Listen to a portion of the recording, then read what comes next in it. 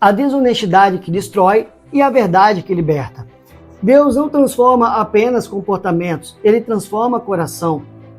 Provérbios 12, 22 diz o seguinte: os lábios mentirosos são abomináveis ao Senhor, mas os que agem fielmente são o seu prazer. Vivemos em uma geração que muitas vezes chama a mentira de estratégia, a traição de oportunidade e a desonestidade de inteligência. Há pessoas que traem o cônjuge, há pessoas que traem um amigo, há pessoas que traem empresa, há pessoas que alteram documentos, há pessoas que mentem para conseguir vantagens, há pessoas que vivem uma vida dupla. Mas existe uma pergunta que precisamos responder. Quem é a primeira pessoa prejudicada pela desonestidade? Não é Deus, não é a sociedade. É o próprio coração de quem vive na mentira. Porque toda mentira exige outra mentira para continuar existindo.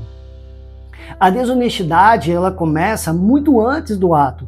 Jesus disse em Mateus 15, 19, porque do coração procedem os maus pensamentos, homicídios, adultérios, prostituição, furtos, falsos testemunhos e blasfêmias. Perceba o seguinte: o pecado não nasce na mão, nasce na mente, nasce no coração.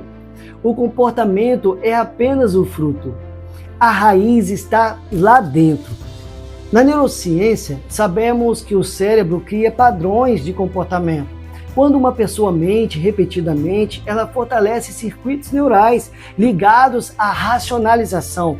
O cérebro aprende. Quanto mais pratica um comportamento, mais automático ele se torna. É como uma estrada. Quanto mais carros passam, mais aberto ela fica. O pecado funciona exatamente assim. A psicanálise mostra algo importante.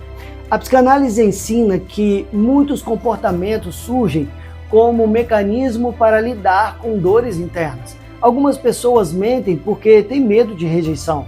Outras traem porque vivem um vazio emocional. Outras são agressivas porque carregam traumas não resolvidos. Isso não significa que o trauma justifica o pecado. Explica parte da origem, mas não absolve a responsabilidade. Um pecado difícil pode explicar algumas atitudes, mas somente Cristo pode transformá-las. E nós vemos também o perigo da ira. Em Efésios 4, 26 e 27 diz o seguinte: irai-vos e não pequeis. A ira é uma emoção, o pecado é a forma como respondemos a ela. A neurociência mostra que quando somos dominados pela raiva, a atividade da amígdala cerebral aumenta. O córtex pré-frontal, responsável por planejamento, autocontrole e tomada de decisões, perde parte da sua eficiência naquele momento. É por isso que pessoas iradas dizem: eu nem pensei. Porque realmente houve uma redução do controle racional. Mas Deus nunca disse: não sintam emoções. Ele disse: não sejam dominados por elas. Inteligência emocional não é eliminar as emoções, é aprender a governá-las. E nós vemos também na traição. A traição nunca começa no adultério. Judas não traiu Jesus por 30 moedas. As moedas apenas revelaram um coração que já estava distante. Antes da traição, houve pequenas concessões, pequenas escolhas, pequenos desvios.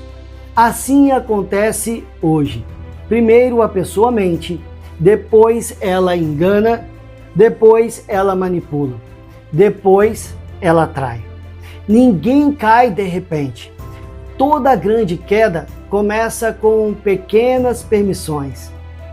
Mas Deus ainda transforma pessoas. Zaqueu era desonesto. Lucas 19 explica melhor sobre isso. Quando encontrou Jesus, ele declarou: se alguma coisa tenho defraudado alguém, restituo 4 vezes mais.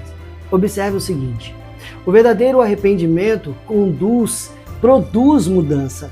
Quem encontra Cristo não muda apenas o discurso, muda a prática, muda o caráter, muda a forma de tratar pessoas, muda a forma de trabalhar, muda a forma de administrar o dinheiro, muda a família e assim muda a vida. A neuroplasticidade mostra que o cérebro pode reorganizar conexões ao longo da vida.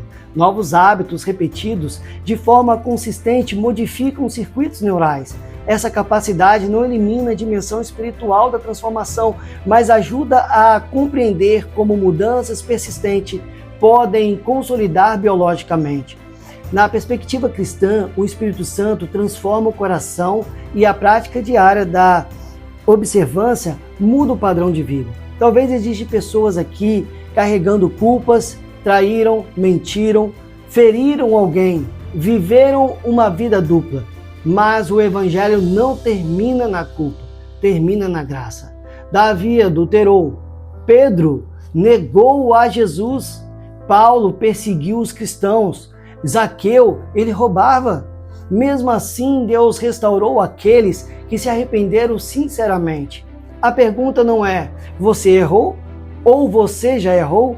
A pergunta é, você está disposto a permitir que Deus transforme o seu coração? Porque a verdadeira mudança não acontece apenas quando aprendemos novas regras. Ela acontece quando Cristo faz de nós uma nova criatura. E conhecereis a verdade, e a verdade vos libertará. E aqui eu vou deixar um apelo para vocês. Senhor, eu não quero apenas parecer uma pessoa honesta. Quero ter um coração íntegro. Cura meus traumas, domina minha ira, quebra toda desonestidade, remova toda falsidade e cria em mim um coração puro. Que as minhas atitudes reflitam o caráter de Cristo e a minha casa, no meu trabalho e em todos os lugares, em nome de Jesus.